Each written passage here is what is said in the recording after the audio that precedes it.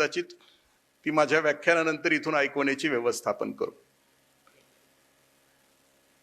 पालकत्व हा खूप गंभीर आणि जगभरामध्ये चर्चेला जाणारा विषय आहे. परदेशामध्ये पेरेंटिंगचा कोर्स 3 महिन्याचा केल्याशिवाय बाळाला जन्म देता येत. पण पेरेंटिंगच्या कोर्समध्ये बाळाची फिजिकल हेल्थ कशी असावी याच्याविषयी खूप चर्चा होतात. आमच्याकडे असा पेरेंटिंगचा कुठला कोर्स नाहीये. पालकत्व ही आयुष्याची तपश्चर्या आहे असं काही खूप मोठी माणसं म्हणत राहतात. आम्ही सगळ्यांनी आता बघितलं, सगळ्यांच्या घरामध्ये चर्चा आहे. कारण मी ज्या पिढीमध्ये जन्माला आलो ती पिढी होती ती 1990च्या अगोदरची पिढी होती की ज्याच्यामध्ये एकत्र कुटुंब संस्था होती. मी ज्या घरात जन्माला आलो त्या घरामध्ये 50-60 माणसं होती सगळी मिळून. काही बालविधवा होत्या, चुलते चुलत भाऊ, आत्या, मामा, काका. माझ्या घरात 9वा मुलगा आहे माझ्या आई वडिलांचा. आम्ही 4 भाऊ आणि 5 बहिणी आहोत. सगळ्यात धाकटा मी आहे. आणि आमच्याकडे अशी म्हण आहे की नकटं व्हावं पण धाकटं होऊ नये. ते आयुष्य माझ्या वाट्याला आलं. त्याचं कारण असं आहे की 12वी पर्यंत नवीन कपडेच मला मिळाली नाहीत. सगळी अल्टर इथंच होतो मी 11वी-12वीला. त्यामुळं कराडमधले सगळे अल्टर स्पेशालिस्ट जेवढे टेलर होते ते सगळे माझ्या ओळखीचे होते. दुसरी गोष्ट, घरात काम करायचं असलं एकत्र आल्यानंतर तर 1 नंबरचा भाऊ 2 नंबरच्या भावाला सांगायचा, 2 नंबरचा भाऊ 3 नंबरच्या भावाला सांगायचा, 3 नंबरचा भाऊ मला सांगायचा. माझ्या खाली कुणीच नसल्यामुळं मला ते काम करावं लागायचं. घर नावाची जी व्यवस्था होती त्या व्यवस्थेचं स्वरूप असं होतं की घर कशासाठी असतं? घर हे पर्गेशन सेंटर असतं. आमच्या आयुष्यातला दुःखाचा निचरा करणारं आणि सुखाला समृद्ध साथ देणारं असतं, त्याला घर असं म्हटलं. त्या काळामध्ये दुःख झालं, वेदना झालं तर पळत घरी जायचो आम्ही. आणि घरी गेल्यानंतर जे पहिलं लुगडं असेल, मग ते चुलतीचं असेल, आत्याचं असेल, कुणाचं, तिच्या लुगड्याखाली आम्ही शिरायचो. चुलती कळायला आम्हाला 7-8 वर्ष लागली. इतकं प्रेम घरामध्ये पसरलेलं असायचं. 60-70 माणसं घरात असल्यामुळं ते बाळ वाढत असताना समाज कसा असतो त्याचं दर्शन त्या बाळाला त्याच्या घरातच व्हायचं. कारण ही 50-60 माणसं, कोण अंगावर येणारं, कोण तुसडं, कोण उगच हसणारं, कोण बरोबर घेणारं, कोण चिमुटं काढणारं, म्हणजे घरात सगळ्या प्रकारची माणसं असायची. मग ते बाळ वाढतानाच लक्षात जायचं की ह्याच्या जवळ जायचं का, ह्याच्या लांब राहायचं का. त्याला माणसं घरातच ओळखायची. त्यामुळे समाज त्याला घरातच कळायचं. काळ बदलला. 1990 नंतर कुटुंब व्यवस्था बदलली. 1990 पर्यंत हम दो हमारे दो, माँ बाप फेक दो, इथपर्यंत होतं घर. 1990 नंतर हम दो हमारा एक बजाज, एकच बाळ आता घरात आलं. म्हणजे जे 8-8 मुलं असायची. कारण पूर्वीचा आशीर्वाद असा होता की अष्टपुत्र सौभाग्यवती भवन, अष्टपुत्री सौभाग्यवती. केवढा मोठा आशीर्वाद होता, पण तो हजारो वर्षापूर्वी होता. 8 मुलं आणि 8 मुली असल्या पाहिजेत. 16 म्हणजे गृहस्थाश्रमामध्ये इतका पराक्रम केल्याशिवाय तुम्हाला वानप्रस्थ आश्रमामध्ये जाता येत नव्हतं. आता मात्र तसं नाहीये. आता एकच.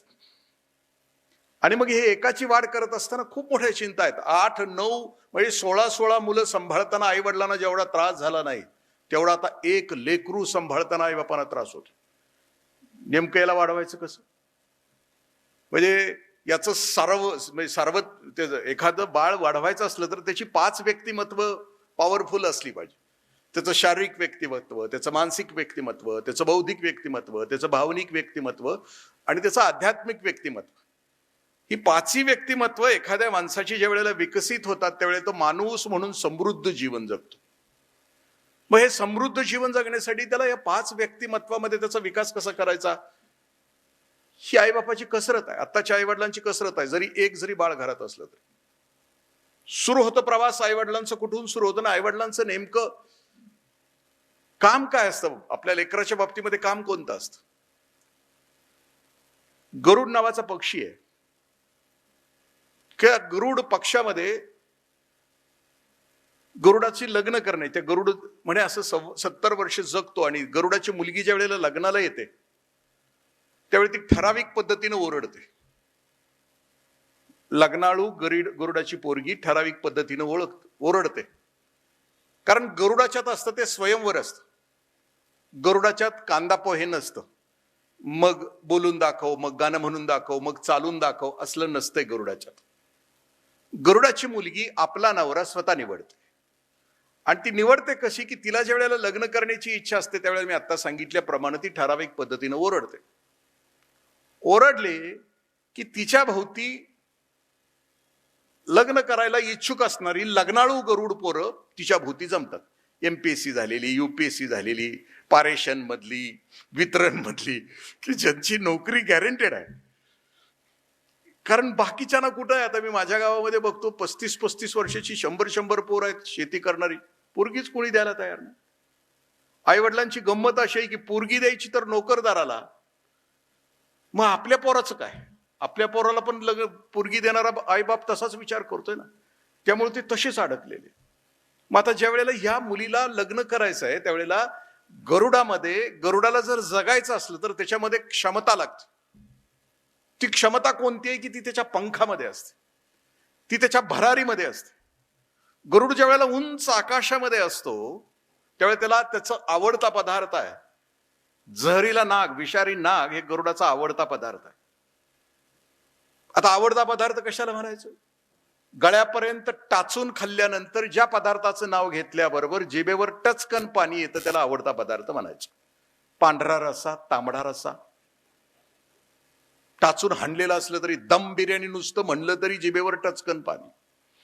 तसं त्या गरुडाला ज्या वेळेला जहरीला नाग दिसतो त्यावेळेला तो असा खाली येतो. त्या नागाला पकडायला तो खाली येतो, आपल्या नख्यांच्या मध्ये पकडतो आणि पकडून पुन्हा तो झेप घेतो, वर घेतो. वर गेल्यानंतर तो जर नाग वळवळणारा असेल तर तो नख्यांच्या मधून निसटतो.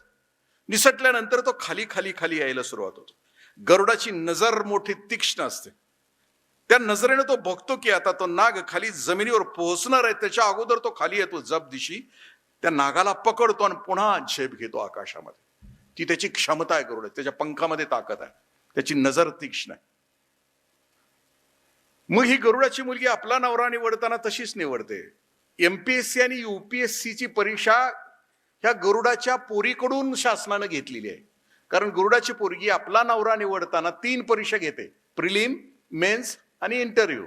तसं कोणती परीक्षा घेते की ती गरुडाची पोरगी आपल्या चोचीमध्ये एक काटकी पकडते, उंच आकाशात जाते आणि ती काटकी सोडते. काटकी सोडल्यानंतर तिच्याशी लग्न करायला उत्सुक असणारी जी लग्नाळू पोरं आहेत गरुडाची, ती काटकी वरच्या वर कॅच करतात. एकदा कॅच केल्यानंतर ही पोरगी त्याच्याशी लग्न करत नाही. ती म्हणते फ्लूक असू शकतो, अपघात असू शकतो. तीच काटकी दिवसभर ती पोरगीवर आकाशातून टाकत राहते. जो नर गरुड सलग 3 वेळेला तीच काटकी वरच्यावर कॅच करतो तो तिचा नवरा होतो.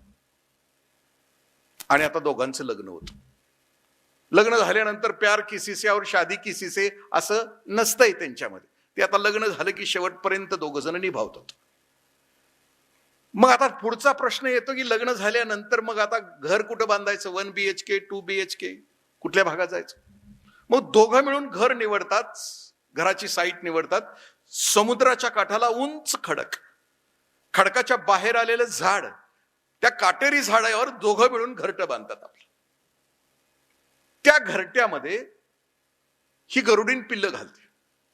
पिल्लं घातली की ती फुटतात, अंडी फुटतात, त्याच्यातून पिल्लं बाहेर पडतात. आणि आता आईबापाचा रोल सुरू होतो. गरुडाच्या त्या आपल्या पिलाला काय करायचं त्याचा रोल सुरू होतो. ती गरुडीनं आत बसते. पंख फुटल्यानंतर आता पंखामध्ये जान आणायच्या पोरांच्या, त्यांना ताकद द्यायची. मग गरुडीनं आत बसते आणि नर गरुड त्या पाण्यावर असा उभा राहतो, तरंगत राहतो.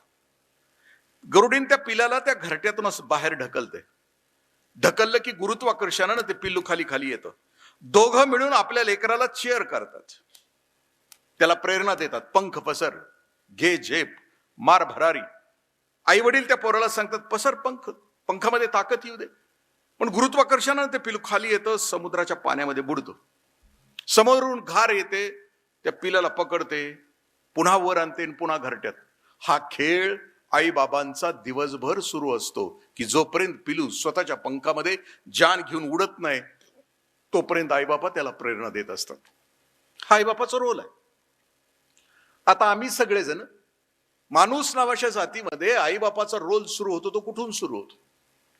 असं म्हटलं जातं की पहिल्यांदा ज्या वेळेला आई बाबा या पृथ्वीवर कुटुंब व्यवस्था जन्माला आली, त्यावेळेला पहिल्यांदा आईबाबाचा रोल, संस्कार म्हणून रोल कुठून सुरू होतो? पूर्वीच्या असं म्हटलं जातं की माणूस नावाची जात समूहामध्ये राहत होती.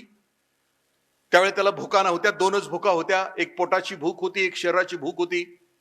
काही काळानंतर माणसाच्या मेंदूमध्ये प्रकाश पडला आणि माणसाला असं कळालं की आपण वेगळे आहोत इतर प्राण्यांच्या पेक्षा. आपलं मस्तक आसमंतामध्ये. आणि मग त्यानं एक आपल्याला आवडणारी मैत्रीण निवडली. त्या समूहामधून तो गुहेमध्ये पोहोचला. गुहेचं एक घर त्यानं तयार केलं आणि नंतर अनेकांनी आपापल्या मैत्रिणी निवडल्यानं एक गाव पहिलं माणसांचं तयार झालं. त्या गावामध्ये आईबाबाचा रोल सुरू झाला, कारण माणूस बुद्धिमान आहे. मग त्याला आता आपलं लेकरू घडवायचं आहे भविष्यामध्ये. मग आईबाबाचा रोल सुरू कुठून झाला? त्या गुहेत त्या पहिल्या माणसाच्या आईबाबानं त्या बाळाला जन्म दिला. जन्म दिल्यानंतर 2, 3, 4 वर्षानंतर आई एक दिवशी बाहेर आली त्या गुहेच्या. सूर्य कासरावर वर आलेला होता आणि आईच्या लक्षात आलं की सूर्य उगवलाय. अवघ्या सृष्टीला चैतन्य प्राप्त झालंय, सळसळते सृष्टी, ताजी तवानी झाली सूर्याच्या आगमनानं. पण माझं बाळ अजून झोपलंय म्हणून त्या आईला खूप वाईट वाटलं. ती आई गुहेमध्ये आली ना आपल्या बाळाला तिनं उठवलं. पूर्वीच्या आया आपल्या बाळाला उठवत असताना खूप छान उठवायच्या. रामा रघुनंदना उठ रे बाळा असं म्हणायच्या. आता 10वी किंवा 12वीला जर बाळ्या किंवा बाळे असलं, मेलं म्हणजे त्याला उठवताना खर्र दिशे अशी चादर वडली जाते, उठ. म्हणजे 10वी आणि 12वी म्हणजे अंतिम. आणि अशा व्यवस्थेमध्ये आमची पोरं आता जगतात, वाढली जातात. मग ती आई उठवायची त्याला. उठवल्यानंतर म्हणजे असं म्हटलं जायचं की पूर्वी गंमत म्हणून म्हणजे ऋषींनी जे काही सांगितले त्याच्यामध्ये आंघोळीला सुद्धा काहीतरी म्हटलेलं असायचं की 4 वाजताच्या आंघोळीला ऋषी स्नान असं म्हटलं जायचं. 5 वाजताच्या आंघोळीला माणूस स्नान असं म्हटलं जायचं. आणि 6 वाजताच्या आंघोळीला राक्षस स्नान असं म्हटलं जायचं. आता आपण कुठलं स्नान करून आलंय आपल्याला सांगण्याची आवश्यकता नाही. म्हणजे 5 वाजता होतं ते स्नान, 6 वाजता होती ती अंघोळ, आणि 7 वाजता रेडा धुतला काय आणि ह्याला धुतला काय फरक पडत नाही. ही आमची घराची परिस्थिती आहे. आम्ही इतक्या वाजता होतो. उठल्यानंतर ती आई पहिली दीक्षा द्यायची, ती शरीराची द्यायची दीक्षा. बाळा सूर्य उगवलाय, सूर्य नमस्कार घाल, स्वतःसाठी 1 तास दे. तुला 100 वर्ष जगायचं असलं तर स्वतःसाठी तुझा. सकाळची दीक्षा आई द्यायची, ती व्यायामाची द्यायची, शरीर तगडं होण्यासाठी द्यायची. दुसरी दीक्षा आई जेवताना द्यायची. जेवताना आई सांगायची की बाळा तुझ्या ताटातला प्रत्येक पदार्थ निसर्गानं तुला दिलाय, हात जोड, तुझ्या ताटातल्या प्रत्येक पदार्थाला नमस्कार कर, कृतज्ञता व्यक्त कर, थँक्यू म्हण. मुखी घास घेता करावा विचार, कशासाठी हे अन्न मी सेवनार, घडो माझी हातून देश सेवा, म्हणून मला मिळावी शक्ती देवा म्हण. तुझे अन्न खातोस ते कशासाठी? ती आई आपल्या लेकराला पुन्हा दुसरी दीक्षा द्यायची की ती बाळाला सांगायची की बाळा जेवताना सांगायची की बाळा 2 घास कमी खा. कारण गावातल्या कित्येक घरामध्ये चूल नाही पेटलेली, दारिद्र्यामुळं तिथलं लेकरू आज त्याच्या मुखामध्ये घास नाही गेला. बाळा 2 घास कमी खा, त्या घराला आपल्याला थोडं देता येईल. 2 घास कमी देण्याची दीक्षा आई जेवताना आपल्या लेकराला द्यायची. त्यावेळेला ते व्यष्टीचं समष्टी आणि समष्टीचं सृष्टीशी नातं जोडायची. कुणी उपवासी राहू नये माझ्या गावातलं, माझा शेजारी कुणी उपवासी राहू नये, दीक्षा आई देत होती. ती व्यापकता, ती विशालता ती घरातूनच येत होती. संध्याकाळ व्हायची, दिवे लागण व्हायची, दिवे लागण सुरू झाली की घराघरामध्ये निरंजन. आज जितक्या निष्ठेनं प्राईम टाइम मधले टीव्ही सिरियल्स बघितले जातात, तितक्याच निष्ठेनं संध्याकाळी आमच्या घरामध्ये निरंजन लागलेली असायची. आणि मग कहाणी, मग आम्ही प्रार्थना म्हणायचो त्यावेळेला. त्यातली एक प्रार्थना होती, दिव्या दिव्या दीपत्कार कानी कुंडल मोठी हार, दिवा जळू दे सारी रात. त्या प्रार्थनेतली शेवटची ओळ अशी होती, घरातली पीडा बाहेर जाऊ दे, बाहेरची लक्ष्मी घरात येऊ दे, आणि घरच्या धन्याला उदंड आयुष्य लाभू दे. मी व्यसन मुक्तीमध्ये काम करत असताना, महाराष्ट्रभर फिरत असताना 1-1, 2-2 मुलाला लग्न देऊन जी मुलं व्यसनाधीन होऊन संगून निघून गेली, पाठीमाग आपल्या बाळाला सोडून, आपल्या बायकोला सोडून, त्यावेळेला लक्षात आला की या प्रार्थनेचा अर्थ काय आहे. कारण त्या लहानपणीच्या प्रार्थनेमध्ये घरातली घरधनीन आपल्या घरधन्याला सांगायची की येड्या व्यसनाच्या अधीन होऊ नको, लग्न केलंय, संसाराचा पहिलं तीर तुला गाठावा लागेल, मध्येच सोडून गेलास तर पाठीमागं राहणाऱ्या राणीला काय त्रास होतो तुला काय माहित आहे? भातुकलीच्या खेळातला राजा एकदा निघून गेला की राणीला पाठीमागं संसार सांभाळताना काय त्रास होतो तुला काय माहित आहे? आणि म्हणून त्या प्रार्थनेतून ती घरधनी आपल्या नवऱ्याला सांगायची की घरातली पीडा बाहेर जाऊ दे, बाहेरची लक्ष्मी घरात येऊ दे आणि घरच्या धन्याला उदंड आयुष्य लाभू दे, यासाठी की घरधन्यानं बिघडायला नको, व्यसनाच्या आहारी जायला नको. ते घरातूनच लहान मुलांच्या मुखातून आपल्या घरधन्याला संदेश द्यायचे. घर शाबूत राहत होते. आम्ही आता आलो या परिस्थितीमध्ये. आपल्याला मी म्हटलं ना मागाशी, त्यातल्या त्यात आम्ही शासकीय अधिकारी सगळे कर्मचारी, आणि त्यातल्या त्यात विद्युत खातं म्हटल्यानंतर टार्गेटचं सॉफ्ट टार्गेट. मी गट विकास अधिकारी म्हणून 9 वर्ष काम केलं. आमसभा आली की नुसतं MSEBचं नाव जरी पुकारलं तरी अख्खी आमसभा तुम्हीच हाताळत होता. इतका त्रास. हे सगळं तुम्हाला माहिती आहे. आणि आम्ही पण लोकांच्या समोर जाणारी कामं केली. आपलं केबिन कसं असतं माहिती आहे का? दिवसभरामध्ये आता येतं कोणीतरी स्तुती करतं, कनेक्शन दिलं की स्तुती, नाही दिलं की शिव्या. म्हणजे एखादा समोसा असावा, तो तळावा, पुन्हा फ्रीजमध्ये ठेवावा, पुन्हा तळावा, पुन्हा फ्रीजमध्ये ठेवावा. तो समोसा जसा खायच्या लायकीचा राहत नाही, तसा आपला अशा खात्यामध्ये काम करणारा माणूस संध्याकाळी घरी जाताना बायका पोरांच्या लायकीचा राहत नाही. आपली परिस्थिती आहे. कारण वेळेत गेलं तर बायको नरम तवा गरम, उशिरा गेलं तर उलट, ही परिस्थिती आपली असते. आपला मूळ विषय पालकत्व आहे. आता आपल्याला ठरवायचं आपल्या बाळाला जे द्यायचं आहे त्याच्यामध्ये पहिल्यांदा मी कोणत्या प्रकारचा पालक आहे ठरवावं लागेल. आपण स्वतःच अंतर्मुख होऊन विचार करायचे की पालकांचे काही प्रकार आहेत. त्या प्रकारामध्ये आपण नेमक्या कोणत्या प्रकारचा पालक आहोत आणि आपल्याला शिफ्ट व्हायचं आहे सुजान पालकत्वामध्ये. पहिल्या प्रकारचा पालक, त्याचं नाव आहे पहिल्या हुकुमशाह प्रकारचा पालक. दहशत असते घरामध्ये, याच्यामध्ये तो पण असू शकतो आणि ती पण असू शकते. आपल्या घरात कोण आहे आपला पण तपासा. दहशत कुणाची आहे आपल्याला माहित असतं. म्हणजे कुणाचा आवाज मोठा असतो, कुणाच्या आवाजामुळं किंवा कुणाच्या अस्तित्वामुळं घर प्रचंड तणावपूर्ण शांततेत असतं. हिटलर तो आहे का ती आहे आपल्याला घरामध्ये माहित आहे. घरी गेल्यानंतर संध्याकाळी विचार करून एकमेकाला समजून घ्या की कोण हिटलर आहे आपल्या घरामध्ये. हुकुमशाह प्रकारच्या पालकत्वामध्ये संवाद होत नाही घरामध्ये, एकतर्फी असतं. मी म्हणतोय ते खरं, मीच अंतिम, मला सगळं कळतं, तुला काही कळत नाही. दिस इज हुकुमशाह प्रकारचा पालक. संवाद होत नाही. आपण बातमी वाचली असेल, काही दिवसापूर्वी घरातल्याच मुलाला घरातलाच पाळलेला कुत्रा चावला. संवाद नसल्यामुळं वडिलांना सांगता नाही आलं मुलाला. मुलगा 2 महिन्यानंतर रेबीजनं आपल्या वडिलांच्या मांडीवर त्यानं शेवटचा श्वास घेतला. सांगता नाही आलं. हुकुमशाह प्रकारचा पालक. माइंड आणि मॅटर असं म्हटलं जातं की 1990 नंतर माणसाचा विश्वास, माणसाची श्रद्धा मनापेक्षा वस्तूवर घरामध्ये जास्त आहे. आम्ही जे काही घरामध्ये आणत असो, ब्रँडेड काही आणत असो. घरातल्या त्या पालकानं गाडी घेतली. गाडी आल्यानंतर गाडी घरामध्ये गॅरेजमध्ये लावलेली होती. गाडी लावल्यानंतर त्या पालकाची मुलं त्या गॅरेजमध्ये खेळत होती. खेळता खेळता त्याच्या मुलानं त्या गाडीवर काहीतरी त्या दगडानं कोरण्याचा कार्यक्रम सुरू केला.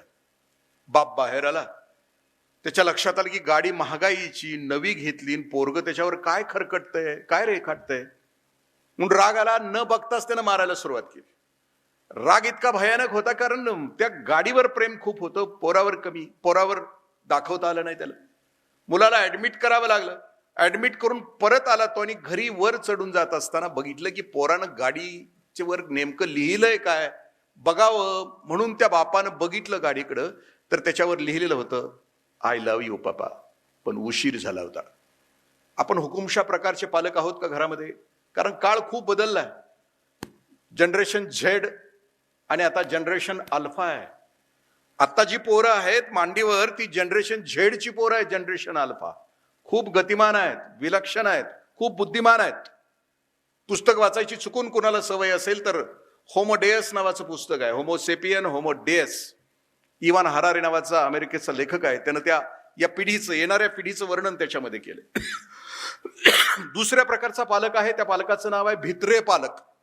घाबरतय ते, काय होईल का, मुलाला नकारच देत नाही, रडते तर रडू दे म्हणत नाही, काय होईल भविष्यामध्ये. नकार न देणारे पालक, त्या लेकराला नकार सहन न करण्याची त्याला जर सवय लागली तर तो 16व्या वर्षी एखाद्या मुलीला प्रपोज करतो आणि ती नाही म्हटलेलं त्याला सहन होत नाही. मग रिंकू पाटील, जान्हवी तुपे, अमृता देशपांडे यांच्या खांडोळ्या रस्त्यावर पडतात, कारण नकार सहन करण्याची ताकद नसते. आपण भित्रे आहोत का? आपल्या पोराला वाघ करायचं असेल आई बापाला, तर वाघाचे पंजे छातीवर घेण्याची क्षमता आई बापाकडे असेल तरच पोरग वाघ होऊ शकतं, अन्यथा होऊ शकणार नाही. त्यासाठी ती क्षमता असावी लागते आई बापाच्या मध्ये. आपल्याला जर करायचं असेल, सामान्य करायचं असेल, ती जगतय जगू दे तसं करायचं असेल तर नाही ना. ज्याला आपलं पोरग विलक्षण करायचं, असामान्य करायचं, राजहंस करायचं आहे, ते जर बगळा करायचं असेल, सामान्य करायचं असेल तर नाही ना. तिसऱ्या प्रकारचा वडील आहे, त्याचं नाव आहे रूढीवादी पालक. हे कायम भूतकाळातच असतंय. 1994ला आम्ही इथे होतो, 1997ला आम्ही तिथे होतो, आणि तिथे असे होते आणि तिथे तसे होते. ही शाळा तशी होती आणि ही शाळा अशी आहे. तिथे शेजारी असे होते आणि तिथे शेजारी तसे होते. कायम भूतकाळामध्ये रूढीवादी. आमच्या काळात असं होतं आणि आमच्या काळात तसं होतं. रूढीवादी भूतकाळात, जे कधी वर्तमानात येतच नाही, कायम भूतकाळामध्येच रमलेलं असतं. पुढच्या प्रकारचा पालक आहे, त्याचं नाव आहे तटस्थ पालक. तुझं तू जग, माझं मी जगतो. मी तुझ्यासाठी एटीएम सेंटर आहे, तुला काय मागायचे ते पैसे माग, तुला काय ब्रँडेड शूज, ब्रँडेड कपडे मागायचे ते माग, मी तुला देतो, पण तू माझ्या आयुष्यामध्ये दखल घ्यायची नाही, मी तुझ्या आयुष्यामध्ये दखल घेत नाही. तटस्थ पालक. इमोशनल इन्व्हॉल्वमेंट नसते दोघांची एकमेकाच्या मध्ये, पाल्याची आणि आईबापांची. आणि शेवटचा जो पालक आहे त्याचं नाव आहे सुजान पालकत. खूप प्रेम असतं घरामध्ये पसरलेलं, एकमेकाला समजून घेण्याची प्रचंड ताकद असते. घरातले सगळे निर्णय लोकशाही पद्धतीनं घेतलेले असतात. इमोशनल इन्व्हॉल्वमेंट प्रचंड असते. आता 10वी आणि 12वीला पुढच्या वर्षी जर दादा किंवा दीदी असेल, जाणार असेल, तर आदल्या वर्षी घरामध्ये एकत्र बसून हे आई वडील निर्णय घेतात. दीदी असेल, दादा असेल, तर सांगितलं जातं की पुढच्या वर्षी दीदी दादा 10वीला किंवा 12वीला आहे, आपल्याला वर्षभर टीव्ही लावायचं नाहीये, दीदी आणि दादाच्या अभ्यासामध्ये व्यत्यय येणार आहे. निर्णय घेतला जातो, सगळेजण मान्य करतात आणि वर्षभर टीव्ही बंद असतो. सुजान पालकत. घरामध्ये प्रेम पसरले, एकमेकाचं समजून घेण्याची प्रचंड क्षमता असते. सुजान पालकत्वाचा पुढचा टप्पा येतो की माझ्या मुलाला आता मला काय करायचं आहे, माझं मूल मला कोण करायचं, कोणत्या क्षेत्रामध्ये त्याला मला घालवायचं, कोणत्या क्षेत्रामध्ये मला त्याला दिशा द्यायची, ध्येय द्यायचं आहे.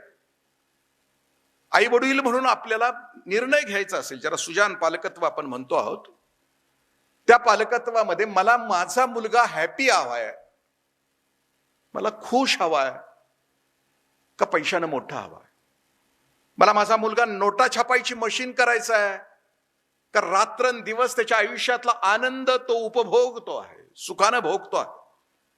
मला माझ्या पोराला भविष्य 3P साठी द्यायचंय का, पॅकेज, प्रेस्टीज आणि प्रॉपर्टी, यासाठी माझ्या मुलाला त्या तिकडे करिअर द्यायचंय का.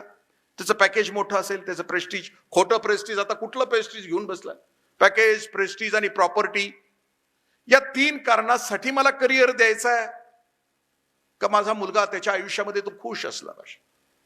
म्हणजे लेकराच्या खुशीमध्ये मी खुश आहे असं पालकत्व मला सांभाळायचं असेल, तर दुसरी जबाबदारी दुसरं पालकत्वामध्ये येतं की माझं मूल कोण आहे, त्या क्षेत्रामध्ये त्या बाळाला वाढवणं, त्याला करिअर करायला संधी देणं म्हणजे पालकत्व. मी मगाशी म्हटलं ना, अष्टपुत्र सौभाग्यवती भवन, अष्टपुत्री सौभाग्यवती भव. म्हणजे त्यावेळेला आशीर्वाद 8 मुलांचा दिला जात होता. मला त्यावेळेला पण विचार करायचा की 8च का, दशपुत्र दशपुत्री का नाही, षोडशपुत्र षोडशपुत्री का नाही, 10 पोरं 10 पुरी का नाही, 16 पोरं 16 पुरी का नाही. अलीकडं गार्डनर नावाचा मल्टिपल इंटेलिजन्सवर काम करणारा शिक्षण तज्ञ, मानसशास्त्रज्ञ आहे, त्यानं शोध असा लावला की माणसाच्या मेंदूमध्ये 8 प्रकारच्या ठराविक, 8 प्रकारच्या प्रभावी बुद्धिमत्ता आहेत. त्या बुद्धिमत्तेमधलं एक बुद्धिमत्ता आपल्या लेकराला दिलेली आहे निसर्गानं. ती बुद्धिमत्ता आपल्याला शोध लागणं आणि त्या बुद्धिमत्तेकडं त्याचं करिअर घेऊन जाणं म्हणजे ते लेकरू सुखी होईल असं तो म्हणतो. मग अशा कोणत्या कोणत्या बुद्धिमत्ता आहेत त्याच्यामध्ये? आपला मुलगा, आपलं मूल ओळखा असं पालकत्वाचा दुसरा प्रकार सांगितलं प्रचार. पहिली बुद्धिमत्ता आहे भाषिक बुद्धिमत्ता. घरात पोरग लयच बडबडत असेल, थापा निबार मारत असेल, सिनेमा बघून आलं, कार्यक्रम करून आलं, श्रोता दिसला की थापा ठोकत असेल, तर समजून चालायचं की हे भाषिक बुद्धिमत्ता आहे. त्याला वक्ता करा, त्याला निवेदक करा असं ते म्हणतात. म्हणजे त्याला त्या क्षेत्रामध्ये संधी द्या. आता वक्त्यांची ह्याची संख्या कमी आहे खूप. आमच्या गावाकडे 2-4 जणच आहेत. 2-4 जणांकडेच माईक असतो. स्मशानात पण त्यांच्याकडेच असतो आणि लग्नात पण त्यांच्याकडेच असतो. स्मशानात सुद्धा हे म्हणते यांच्या आत्म्याला शांती मिळू दे, आणि लग्नात सुद्धा म्हणते यांच्या आत्म्याला शांती मिळू दे. लग्न व्हायच्या आधीच म्हणते. म्हणजे कमी आहे. भाषिक बुद्धिमत्ता असणाऱ्याकडं आपला मुलगा भाषेमध्ये तज्ज्ञ आहे का बघा, त्याचं शब्दांच्यावर प्रभुत्व आहे का बघा, आणि मग त्याला त्या क्षेत्रामध्ये त्याचं करिअर करण्यासाठी संधी द्या असं म्हणतात. पुढची बुद्धिमत्ता त्यांनी सांगितली की अवकाशीय बुद्धिमत्ता. त्याला दगडामधून कोणतं शिल्प तयार होतं त्याच्या लक्षात येतं. माझा एक मित्र आहे अंगापूरचा, त्याचा मुलगा 10वीला 98, 12वीला 98, 99, सीईटी, नीट अत्यंत उत्कृष्ट मार्क, भारतातल्या कुठल्याही इंजिनिअरिंग कॉलेजला, कुठल्याही मेडिकल कॉलेजला त्याला प्रवेश मिळू शकत होता. पण त्याच्या आईवडिलांच्या लक्षात आलं की माझं पोरग शिल्पकार आहे. त्यांनी अकोल्याला त्या बाळाला शिल्पकार म्हणून ना इंजिनिअरिंगला घालवलं ना मेडिकलला घालवलं. त्यांनी त्या बाळाला शिल्पकलेच्या कोर्सला अकोल्याला ठेवलं. आज 5-4 वर्ष झालं ते पूर्ण होऊन उत्कृष्ट शिल्पकला, उत्कृष्ट दगडातून तो शिल्प तयार करतो. तो कुणीही होऊ शकला असता, पण त्याला आईबाप इतके चांगले मिळाले की त्यांच्या लक्षात आलं की माझं पोरग दगडावरचा टवका उडवण्यामध्ये माहीर आहे. त्याच्या जीवनाचं संगीत छिन्नी आणि हातोडा आहे. तो सतार वाजवली तसं तो वाजवतो आहे त्या दगडावर. त्याच्या आईबापाच्या लक्षात आलं, ते लेकरू खुश आहे, आई वडील खुश आहेत, त्याच्या खुशीमध्ये आई वडिलांची खुशी आहे. अवकाशीय बुद्धिमत्ता. चित्रकला अवकाशीय बुद्धिमत्ता. रशियामध्ये एकेनान नावाचा चित्रकार होऊन गेला. त्याला दोन्ही हात नव्हते, पण त्याला वाटत राहायचं की मी चित्रकार आहे. 20 वर्ष झाली त्याला मन खायचं की मी चित्रकार आहे, पण नीतीनं त्याच्यावर अन्याय केला होता की 2 हात त्याचे तुटलेत. मग त्यानं 20व्या वर्षी तोंडामध्ये ब्रश पकडला, तोंडामध्ये पेन्सिल पकडली, चित्र काढायला सुरुवात केली. 3 वर्षानंतर त्याला चित्र उत्कृष्ट यायला, कारण तो ओरिजिनल चित्रकार होता. 3 वर्ष पूर्ण झाली, चित्र बरोबर यायला लागलं पेन्सिलनं. मग त्याच्या असं लक्षात आलं की आता या चित्रामध्ये मला रंग भरायचा. मग रंग भरायचा तर पुन्हा ब्रश तोंडामध्ये घ्यावा लागेल, पुन्हा 6 वर्षाची तपश्चर्या. त्यानं ब्रश नादाला लागला नाही, स्वतःची जीभ चिरली, त्याचा ब्रश बारीक चिरली आणि त्यानं ती चित्र रंगवली. रशियामध्ये सार्वजनिक ठिकाणी जी चित्र आहे ते एकेनांची चित्र आहे. अवकाशीय बुद्धिमत्ता. काही काहींनी माना टाकलेल्या आहेत, विकेट पडलेले आहेत, मी असं बघतो आहे. तर त्यांच्या माना सरळ करता आल्या तर बघा बरं थोडं थोडं. एका गावामध्ये एका प्रवचनकाराची महिनाभर प्रवचनं होती. ते काय पाकिट घेत नव्हते. प्रवचन झाल्यानंतर त्यातल्या एका आजीनं बरोबर बोलवलं, त्यांना घरी बोलवलं, खाऊ पिऊ घातलं प्रवचनकाराला आणि काही रुपये देऊ केले. प्रवचनकार म्हटले मी नाही घेत. आजी म्हटली घ्यावं लागेल. तो म्हटलं नाही. ती म्हटली घ्यावं लागेल. ते का घ्यावं लागेल? बाळा म्हटले मला झोपेच्या गोळ्या घ्याव्या लागतात. 1 महिना झालं तुझं प्रवचन मी ऐकते आहे, मला एकही गोळी घ्यावी लागली नाही. ते जे हे पैसे आहे ते तुझे तू घेऊन पाहिजे. जे आहेत झोपलेले त्यांना शेजाऱ्यांनी उठवावं. कारण आई बाबा नावाचा, कारण आई बाबा जागा झालं तर पुढची पोरं जागी होतील. आई बाबा झोपायला लागल्यानंतर पुढच्या पिढीचं काय होणार? कारण आई बाबा झोपलाच आहे म्हणून तर ही अवतीभोवतीची परिस्थिती अशी. आपण कुठल्या प्रकारचा पालक बघितला? हा हा, म्हणजे जे जागे आहेत ते तरी सांगतील मला अवकाश. पुढच्या प्रकारची बुद्धिमत्ता आहे त्याला गणितीय बुद्धिमत्ता असं म्हटलं. गणितामध्ये परफेक्ट असतात ही माणसं. म्हणजे ह्या बाळाला साहित्य आणायला पाठवलं दुकानाचं, बरोबर घेऊन येतात, हिशोब देतात, चालताना सुद्धा अगदी काटकोनात चालतात, म्हणजे चालणं वगैरे गणितातच असतं. दुर्दैवानं निसर्गानं मला इंद्रजित देशमुख नावाच्या प्राण्याला गणित दिलंच नाही. 10वीला मी 52 मार्कात बरोबर पास आहे. त्या गुरुजीची माझ्यावर कृपाच आहे. त्याला वाटलं असेल ह्याला मागे ठेवण्यात काय पॉइंट नाही म्हणून त्यानं मला गणित जमलंच नाही मला.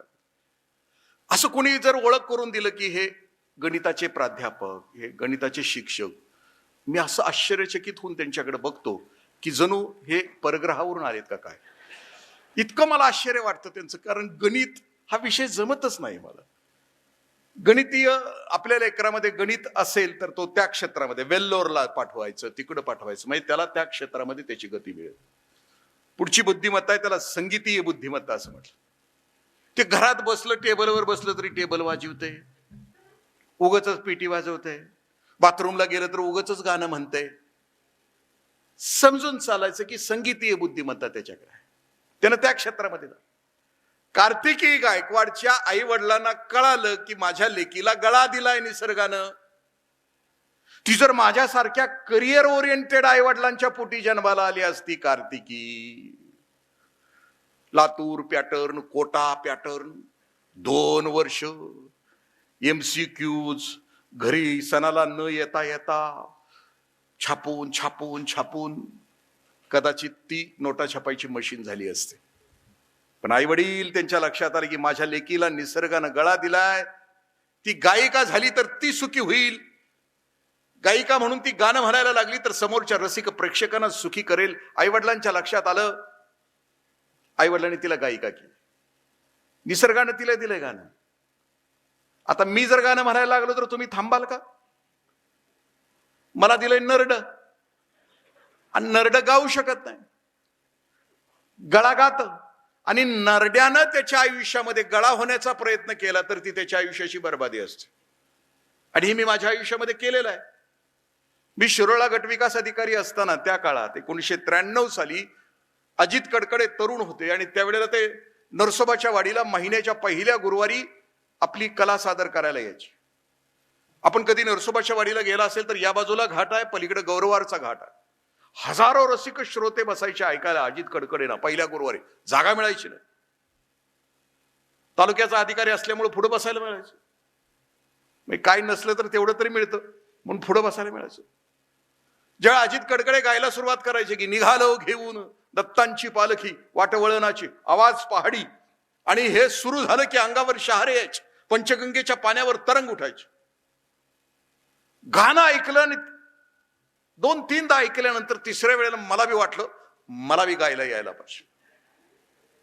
शिरोळच्या शेजारी नांदणी नावाचं गाव आहे, त्या नांदणीत एक त्यावेळेला संगीत शिक्षक खूप होते, वयस्कर होते, गाणं खूप छान म्हणायचे. मी त्यांना निरोप दिला, त्यांची फी दिली, आणि त्यांना सांगितलं की रोज संध्याकाळी 7 ते 8 मला गाणं शिकवायला यायचं.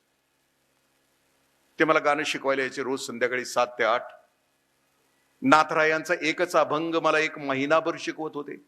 जैशा परी आहे तैशा स्थिती राहे, कौतुक पाहे संचिताचे. महिन्यानंतर गुरुजींनी माझे पैसे माझ्या टेबलवर ठेवले, मला म्हणले नमस्कार. मी म्हटलं का? माझा आवाज बदलायच्यात मी जातो. म्हणजे जे मी नाही ते होण्याचा मी प्रयत्न केला तर तो माझा पालकत्वाचा भाग नाही. एक वाक्य मी पालकत्वाचं आत्ता जे बोलतोय ते ठसवून ठेवा माझ्या आईबाबांनो. तुम्हाला दिलेली लेकरं निसर्गानं प्रत्येक मूल असामान्य आहे आणि वेगळं आहे. कुणाचं बाळ जाई आहे, कुणाचं जुई आहे, कुणाचं मोगरा आहे. जगाच्या बाजारामध्ये गुलाबाच्या फुलाला मार्केट आहे म्हणून आपल्या जाई जुई मोगऱ्याच्या कळ्या कुस्करून त्यांना गुलाब करण्याचा प्रयत्न करू नका, त्याच्या आयुष्याची बर्बादी आहे. पालकत्व त्याच्यामध्ये आहे, ते खुश राहिलं पाहिजे ना आयुष्य. तुम्ही बघितले असतील बातम्या, आई वडिलांच्या इच्छेसाठी काही सुपर क्लास पण अधिकारी झाले, नंतर त्यांनी आत्महत्या केलं. नको होतं त्यांना, कारण त्यांच्या जगण्यामध्ये निसर्गाने त्यांना वेगळं सामर्थ्य दिलं होतं. त्यांना ते व्हायचं होतं, पण ते न होता. म्हणजे डॉक्टर श्रीराम लागू म्हटले की आई वडिलांच्या इच्छेमुळे मी डॉक्टर झालो, ENT सर्जन झालो. पण मी क्लिनिकमध्ये बसलो, नाटकाची तालमीचं आमंत्रण आलं की निघून जायचो. जब्बार पटेल. म्हणजे निसर्गानं जे दिलं होतं, पण आई वडिलांच्या इच्छे खातर ते झाले, पण त्या क्षेत्रामध्ये ते राहिले नाही, ते वेगळ्या क्षेत्रामध्ये. पुढच्या प्रकारची बुद्धिमत्ता आहे, त्याला सर्वसमावेशक बुद्धिमत्ता. हे पिल्लू आपल्या घरातलं हे बाळ जिकडं जाईल त्याला आपलंसं, सगळ्यांना आपलंसं करतंय. पाहुण्यांच्यात गेलं की सगळ्यांचं लाडकं, वर्गात सगळ्यांचा लाडका, कम्युनिकेशन स्किल प्रचंड असतं, जाईल तिकडे नाव काढत असतं, इतकं लाडकं होऊन जातं, याला सगळे पॅम्पर करतात. याची सर्वसमावेशक बुद्धिमत्ता आहे. म्हणजे याचं कम्युनिकेशन स्किल प्रचंड असतं. साने गुरुजींच्या आईला साने गुरुजींनी एकदा प्रश्न विचारला की आई मी कोण हो? त्यावेळेस साने गुरुजींच्या श्यामची आई श्यामला असं म्हणते की बाळा तू कोण पण हो, पण तू सगळ्यांचा आवडता हो. आवडता होणं सोपं काम. आता कित्येक माणसं एकाकी आहेत, यांना विंडोज नाहीयेत. निचरा करायचा मनाच्या दुःखातला तर यांना चांगले मित्र नाहीयेत. घरात सुद्धा यांना कोणी नाहीये. कुणीतरी आपल्यावर प्रेम करावं, आणि आपण कोणावर तरी प्रेम करतो ही मानवी जीवनातली सगळ्यात उत्कट आणि उच्च अशी अवस्था आहे. पण काळाच्या प्रवाहामध्ये आम्ही इतके पिचून गेलो की आम्ही कुणावर प्रेम करायला तयार नाही ना आमच्यावर कुणी प्रेम करायला तयार नाही. सर्वसमावेशक बुद्धिमत्ता. पुढच्या प्रकारची बुद्धिमत्ता परफेक्ट बुद्धिमत्ता. हे बाळ अभ्यास करताना सुद्धा 3-4 स्केच पेन घेऊन बसते. त्या नोट्स काढताना सुद्धा तशाच नोट्स काढतंय, पेपर पण तसं देत आहे. आयुष्यामधली प्रत्येक गोष्ट परफेक्ट असावी असं त्या बाळाला वाटतं. दिस इज परफेक्शनिस्ट असं. पुढच्या प्रकारची बुद्धिमत्ता त्यांनी, लास्ट बुद्धिमत्ता त्यांनी सांगितलं की नैसर्गिक बुद्धिमत्ता. म्हणजे या बाळाला निसर्गामध्ये जायला आवडतं. आता माझा एक मित्र आहे, IAS मित्र आहे, त्याचं बाळ गावी आहे. गावी गेलं की ते गोट्यातच असते, त्या छब्या बरोबर असते, त्या म्हशी बरोबर असते. मी त्याला म्हणलं याला नगू काय मोठा कुरूस, त्याला रानातच राहू दे, ही तर मजा आहे त्याला. नैसर्गिक, निसर्गाबरोबर त्याचं जमतं म्हणून नैसर्गिक बुद्धिमत्ता असं. पालकत्वाचा पुढचा टप्पा पेरेंट या शब्दाचा लॉंग फॉर्म आहे, PARENT. त्याच्यामध्ये पेरेंट या शब्दाचा रोल कोणता आहे, काय कोणता आहे? P म्हणजे प्रिपेअर्डनेस. मी आता म्हटलं की मला माझं बाळ कोण करायचं आहे, कसं करायचंय. आई वडिलांच्या डोक्यामध्ये एक चित्र आहे, त्याला कोणती दिशा द्यायची. 9 वर्षाचे शिवछत्रपती होते, बेंगलोरला राहत होते. मासाहेब संध्याकाळी त्यांना दूध द्यायला जायच्या झोपायच्या अगोदर. एक दिवशी दूध देत असताना मासाहेबांच्या लक्षात आलं की राजांच्या कॉट खाली माती आहे. मासाहेबांनी प्रश्न विचारला की राजे, रात्रीच्या वेळी आपण कुठे गेला होतात? राजे आईसाहेबांशी कधीच खोटं बोलले नाहीत. ते मासाहेबांना असं म्हणतात की मासाहेब पलीकडे एक नृत्याचा कार्यक्रम आहे, तो आम्ही बघायला गेलो होतो. मासाहेबांच्या लक्षात आलं 9व्या वर्षी बाळ जर मनोरंजनाकडे जात असेल तर महाराष्ट्रामध्ये स्वराज्याची स्थापना करायची आहे. आया बहिणींचं कुंकू बळकट करायचं आहे, आया बहिणींचं मंगळसूत्र बळकट करायचं आहे. मनोरंजनामध्ये आपलं बाळ गेलं तर काय करायचं? मासाहेबांनी शिवछत्रपतींना घेतलं, हम्पी नगरीमध्ये गेल्या. विजयनगरचं साम्राज्य त्यांनी दाखवलं राजांना. 21 दिवस मायलेकर ते विजयनगरचं साम्राज्य बघत होते.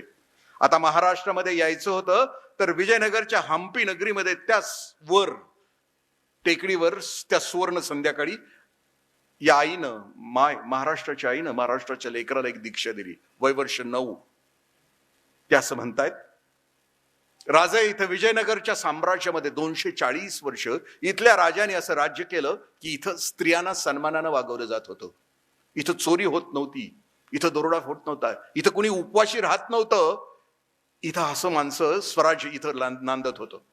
मासाहेब पुढचा प्रश्न या 9 वर्षाच्या लेकराला आपल्या समोर उभा राहून राहिलेला विचारतायत, राजे असं साम्राज्य महाराष्ट्रामध्ये उभं कराल की जिथं चोरी होणार नाही, जिथं दरोडा पडणार नाही, जिथं स्त्रियांना सन्मानानं वागवलं जाईल, जिथं कुणीही उपवाशी असणार नाही, असं राज्य स्थापन कराल? मासाहेब 9 वर्षाच्या लेकराला दीक्षा देत आहेत. राजांना माहित नव्हतं, पण त्या लेकरांना अर्थ कळत नव्हता. वयवर्ष 9, पण मूठ आवडली. आपली आई काहीतरी वेगळं सांगते आपल्याला म्हणून आवडलेली मूठ आणि समोर मासाहेबांची नजर आणि होकार देत म्हणताय, हो मासाहेब, तुमच्या स्वप्नातलं स्वराज्य स्थापन करू. वय वर्ष 16, शिवनेरी ते रोहिडेश्वर 200 किलोमीटरचं अंतर, वय वर्ष 16. शेकडो घरातनं लेकरू गोळा करत 200 किलोमीटरचा प्रवास करत 16व्या वर्षी लेकरू रोहिडेश्वर चढत आहे, करंगळी कापता आहे आणि स्वराज्याची शपथ घेत आहे. वय वर्ष 16. आणि तुमच्या माझ्या अवतीभोवती बघितलं तर वय वर्ष 16, कोयता गँग. म्हणजे या वयामध्ये लेकरू घडवत असताना पेरेंटिंग या शब्दाचा अर्थ, मी आता त्या मुद्द्यावर येतो, घडणं या शब्दाचा अर्थ, घडणं विषयी माऊलींचे कोवी आहे ज्ञानेश्वरीमध्ये. विधी ते पाळीत, निषेधा ते गाळीत, मज कर्मफळे जाळीत पुढे जाण. एखादी व्यक्ती घडायची असेल, एखादं राष्ट्र घडायचं असेल, तर जो चांगल्या गोष्टी आहेत त्याचा स्वीकार करावा लागतो आणि ज्या वाईट गोष्टी आहेत त्याचा त्याग करावा लागतो. आता मुद्दा जो मगाशी होता देवकांते सरांनी सांगितलेला, की आता जी अडचण आहे सगळ्यात मोठी आपल्या लेकरांच्या बाबतीमध्ये ती मोबाईलची. 3-4 महिन्यापूर्वी इंग्लंडच्या पंतप्रधानांनी त्यांच्या संसदेमध्ये एक भाषण केलंय. त्या भाषणामध्ये ते असं सांगतायत की इंग्लंडमध्ये एक टीव्ही सिरियल तयार करण्यात आली आहे, 3 पार्टची आहे. ती सिरियल बघण्याचं आव्हान पंतप्रधान आपल्या संसदेतून इंग्लंडच्या सगळ्या पालकांना घरात बसून मुलाला घेऊन ही सिरियल बघा म्हणतायत. काय सिरियल आहे ती, तिची स्टोरी काय?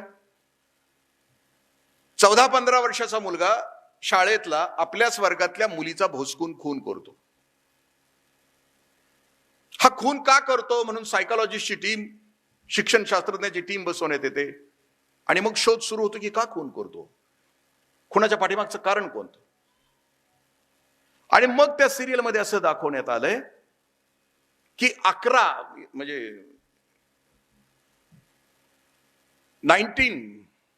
म्हणजे त्या सिरियलचं नाव मी आपल्याशी शेअर करतो, द अडोलसन्स, म्हणजे पौगंडावस्था, की ज्याला आपण 13 to 19 वय म्हणतो, ज्याला टीन एज.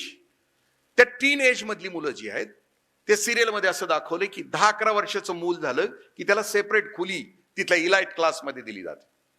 ते मुलगा सेपरेट त्या खोलीमध्ये राहतो. त्या खोलीमध्ये 2 पडदे आहेत त्याचे, एक लॅपटॉपचा पडदा आणि एक स्मॉल स्क्रीन आहे. आणि तो मुलगा त्या खोलीमध्ये 9-10 तास त्या स्क्रीनवर आहे. त्या खोलीला त्या सिरियलमध्ये डेमॉन्स रूम असं नाव दिलंय, राक्षसाची खोली. कारण या खोलीमध्ये आईबाप जरी आला तरी पोरग त्याच्या अंगावर जात आहे, आईबापाच्या अंगावर जात, का माझ्या खोलीत आला, का माझी प्रायव्हसी ब्रेक केली. आणि मग त्या लेकराच्या त्या स्क्रीनवर, जसं आता आपल्या देशामध्ये सोशल मीडिया भयानक ऍक्टिव्ह आहे, अनेक विचारांच्या झुंडी काम करतायत त्याच्यावर द्वेष आणि मत्सर पेरण्याची, तसं हे लेकरू त्या सोशल मीडियाच्या त्या झुंडीमध्ये अडकलंय आणि त्या झुंडीचा परिणाम होऊन ते आपल्या मैत्रिणीचा खून करतात. मग सिरियलच्या 3ऱ्या टप्प्यामध्ये त्या सिरियल मधून संदेश असा दिला की ही मुलं आहेत, या मुलांना जर वाचवायचं असेल तुम्हाला येणाऱ्या स्क्रीन पासून, तर तुम्हाला मुलांशी या स्क्रीन पासून बाजूला काढून संवाद साधावा लागेल, त्यांच्याशी बोलावं लागेल, घरात दारात बोलावं लागेल, अन्यथा नाही. मी गेले 10 दिवस रिंगण नावाच्या दिवाळीच्या अंकासाठी AI चे होणारे दुष्परिणाम याविषयी मी लिहित होतो. एक लेख लिहिलाय मी 15-20 पानाचा. त्याच्यासाठी मी 7-8 पुस्तकं वाचली आणि ती वाचत असताना भयानकता आणखीन समोर येते येणाऱ्या पिढीसाठी. मग 2030 नंतर जी पिढी कर्तबगार होणार आहे, त्या पिढीच्या वाट्याला ह्या AI आणि अल्गोरिदमला फाईट करत असताना किती त्रास होणार आहे आणि तो त्रास सहन करण्यासाठी त्या लेकरांच्या मध्ये कोणती जीवनमूल्य घालावी लागणार आहेत, याच्यावर खूप मोठं चिंतन जगभरामध्ये सुरू आहे. आता मी एवढं बोलत असताना सुद्धा कित्येक जण मोबाईलवर आहे.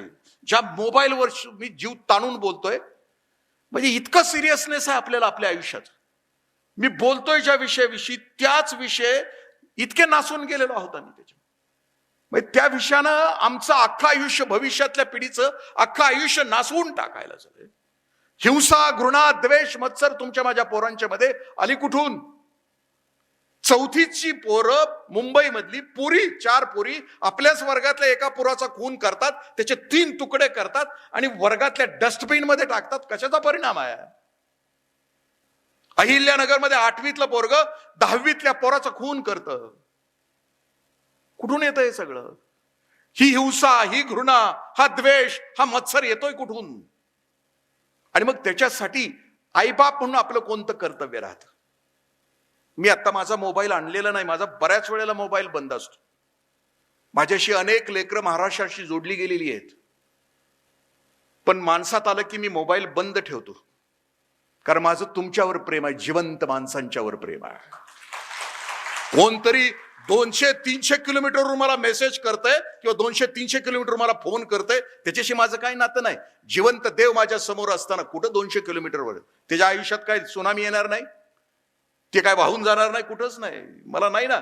मला स्क्रीनवरच्या प्रेमापेक्षा जिवंत माणसाच्या प्रेमाला मी किंमत देतो. हीच किंमत आम्ही घरात द्यायला सुरुवात केली.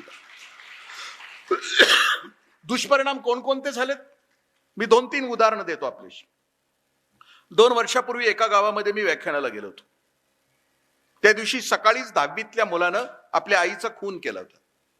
खून का केला होता? फेब्रुवारीचा महिना होता, मार्चमध्ये परीक्षा होती आणि तो मोबाईलवर होता. आई त्याला सारखं सांगत होती की बाळा मोबाईल नको बघू, अभ्यास कर, पेपर आहे पुढच्या. बाळ ऐकत नव्हतं म्हणून आईने एक छोटीशी थोबाडीत मारली बाळाला. बाळाला आवडलं नाही. बाळानं आईला उचललं, असं उठवलं आणि ढकलून दिलं. ती भिंतीवर कोसळली, पाठीमागच्या मेंदूला धक्का लागला, आई संपली. आता बाळाचं सुरू झालं की आईचा हा खून पचवायचा कसा, म्हणून त्यानं ब्लेड आणलं. ब्लेडच्या पानानं मनगटावर वार केले, पण हृदय बंद पडलेलं असल्यामुळे या मनगटावर केलेल्या वारातून रक्त आलं नाही. त्याच्या लक्षात आलं की खून नाही पचणार. त्यानं आईची साडी काढली, साडीचं एक टोक आईच्या गळ्याला बांधलं, दुसरं टोक फॅनला. दिखावा तयार केला. इन्स्पेक्टर साहेब सांगत होते की पोराला पट्ट्याला हात घातल्याबरोबर पोरग पोपटासारखं बोलायला लागलं. पोरग म्हणत होतं की आई मोबाईल बघू देत नव्हती म्हणून आईला मारलं, पण बाप सुद्धा मला बघू देत नव्हता, एक दिवशी बापाला सुद्धा संपवायचं होतं. कुठपर्यंत पोहोचली बघा. दुसरी आणखीन एक उदाहरण देतो समोर. घारेवाडीला आपलं युवा शिबिर असतं जानेवारीमध्ये. तिथं अनेक लेकरं येतात, युवा लेकरं, गेल्या 25 वर्षापासून. त्यातली एक मुलगी आपल्याच एका क्लास 1 अधिकाऱ्याबरोबर त्याचं लग्न झालं कोकणामध्ये. ती MSc फिजिक्स आहे. आणि बाळाला जन्म दिल्यानंतर 1-2 वर्षानंतर बाळ रडायला लागलं की तिने मोबाईल द्यायला सुरुवात केली. 2 वर्षात बाळ बोलायला पाहिजे, पण काहीतरी काम करायचं म्हणून तो मग डोपामाइन स्क्रीन द्यायला सुरुवात केली. बाळ हिंसक झालं. मोबाईल काढला की बोच करायला लागलं, घरातल्या वस्तू फेकून द्यायला लागलं. ती मुलगी कोल्हापूरच्या संवाद सेंटरमध्ये गेले 1.5 वर्ष झालं आहे. आत्ता ते पोरग वयाच्या 4-4थ्या वर्षी आई बाबा इतकी 2च अक्षरं बोलतंय. मला ती व्हिडिओ काढून पाठवते. कधी कधी तिला त्रास झाला की फोन करून मला सांगते की काका चुकलं माझं, मी MSc शिकले, पण माझ्या लेकरासाठी नाही मी चांगली आई झाले. आज 4 वर्ष झालं माझं पोरग फक्त 2च शब्द बोलता. आम्ही माणूस म्हणून आमच्या पुढच्या पिढीला एक चांगलं आयुष्य देण्यासाठी आपल्या आयुष्याचा त्याग करावा लागतो ना. कुमार मंगलम बिर्ला नावाची फॅमिली आहे, करोडोंचा व्यापार करते, करोडोंचा उद्योग आहे. 37 माणसं त्यांच्या घरातली काम करतात. संध्याकाळी 5:30 वाजता घरी आली की आपला मोबाईल आपल्या आईच्या पायाजवळ ठेवतात आणि दुसऱ्या दिवशी 9:30ला तो मोबाईल दिला जातो. करोडोंचा बिझनेस असलेल्या घरामधला मोबाईल 9:30 ते 5:30. आपला 1.5 रुपयाचा बिझनेस नाही. चादर डोक्यावर घेऊन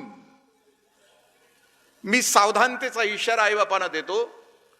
याच्यावर जे संशोधन झालंय, त्यातल्या त्यात महाराष्ट्रात जे संशोधन झालंय, त्याच्यामध्ये तुमची माझी पोरं त्या स्क्रीनवर किती टाइम आहे तेवढं सांगतो. त्याच्यापेक्षा भयानक परिस्थिती त्या पुस्तकामध्ये आहे. माध्यम कल्लोळ नावाचं नीलांबरी जोशींचं पुस्तक आहे, वाचायचं असेल तर वाचून घ्या. या सोशल मीडियानं आणि स्मॉल स्क्रीननं उद्ध्वस्त केलेल्या तरुणाईचा, त्याच्यातल्या 20 ऍपचा अभ्यास केला. त्या 20 ऍपचा परिणाम आपल्या लेकरांच्यावर काय होतो तर त्याच्यामध्ये दिलाय. शेल्फीनं रोज जगभरामध्ये 100 आत्महत्या होत आहेत, कारण शेल्फी चांगली आली नाही. आता हाय तशीच येणार ना. आणि दुसरं, शेल्फी ग्रुपवर टाकली तर अंगठा मिळाला नाही म्हणून अनेक गोष्टी त्याच्यात दिल्या. त्यातली महत्वाची गोष्ट आपल्याशी शेअर करतो. आता मुलांचं स्क्रीनचं टायमिंग तिनं दिलेलं आहे. 58% तरुणाई 15 ते 25 वयाची स्क्रीनचं टायमिंग तिनं दिलेलं आहे. अभ्यास करून, सर्वे करून ही मुलं स्क्रीनवर 13 ते 17 तास स्क्रीनवर आहेत. 2 तास फक्त त्यांची झोप आली आणि कॉन्सन्ट्रेशनचा पिरियड या पोरांचा 20 सेकंदाचा आला. एकाग्र व्हायलाच तयार नाही. इथं सुद्धा जे बसलेत ना स्क्रीनवर पोरं, बघा ना सारखी त्यांचे पाय हलतायत, हात हलतायत, कधी एकदा ह्याचं संपतंय असं आतनं त्यांच्या मनामध्ये वाटतंय. कारण आपल्याला आता पकडलं जातं हे लक्षात आलं की पोरं अस्वस्थ होत आहेत.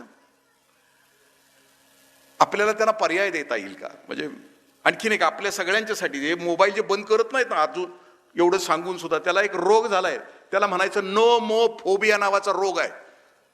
मग एवढं ओरडून 2दा सांगितल्यानंतर सुद्धा ज्यांचे मोबाईल बंद झाले नाहीत ना त्यांना हे रोग झालाय. ह्याची लक्षणं कोणती?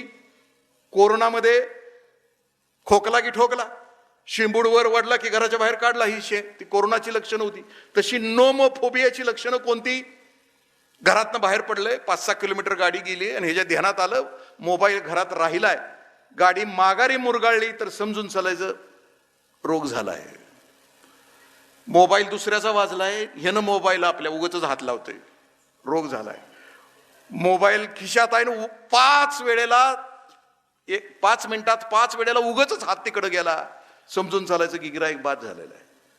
हा रोग हळूहळू कमी करावा लागेल, त्याचा वापर कमी करावा. उपवास पाळावा लागेल, रविवारी दिवसभर नाही, जेवताना अजिबात मोबाईल नाही, गप्पा मारताना अजिबात मोबाईल नाही. हे उपवास कंपल्सरी बंद. समोरच्या माणसाशी 1-2 पुस्तक आहेत, आई वडिलांना कंपल्सरी खरेदी करता आली तर करा. त्या पुस्तकाचं नाव आहे डू इट नाव आणि डिटॉक्स डोपामाइन. 70 पानाची पुस्तकं आहेत. ज्याला आपली लेकरं घडवायची आहेत आणि ज्याला स्वतः घडायचं आहे, जे आता बिघडलेलं आहे ना या स्क्रीननं, त्याच्यासाठी 2 पुस्तकं आहेत की तुमच्या आयुष्याचा उत्पादक वेळ आपल्या आयुष्याच्या कल्याणासाठी तुम्हाला वापरायचा असेल तर त्याच्यामध्ये टिप्स दिलेले आहेत. ही उत्पादक वेळ याच्यासाठी त्या स्क्रीनवर आपण कंट्रोल कसं करायचं, डोपामाइन डिटॉक्स कसं करायचं, त्याचं सूत्र त्याच्यामध्ये दिलेलं आहे. समारोपाकडे येताना 2-3 गोष्टी आपल्याशी बोलतो की घराला घरपण असण्यासाठी, कारण पालकत्व हा विषय खूप मोठा आहे. माझी युट्यूबवर खूप पालकत्वावर खूप व्याख्यान आहेत, 2-2, 3-3 तासाची व्याख्यान आहे. पालकत्वामध्ये महत्वाचा विषय, आपल्या घरामध्ये आपण प्रेम करतो, घराला घरपण येतं किंवा घरामध्ये आपण व्यक्त होतो एकमेकाशी, ती 4 गोष्टी नव्हतं. एक होतं नजरेनं, दुसरं होतं की आम्ही शब्द वापरतो कसे, तिसरी गोष्ट स्पर्श, आणि चौथी गोष्ट आम्ही एकमेकाला प्रेझेंट काय देतो. घराला घरपण, आपण तर आमची नजर कशी आहे, एकमेकाकडे बघताना आम्ही प्रेमानं बघतो, सहजतेनं बघतो, प्रेरणा देत बघतो का तिरस्कारानं बघतो. पहिली गोष्ट नजर म्हटलं. दुसरी गोष्ट आम्ही घरामध्ये शब्द कोणते वापरतो.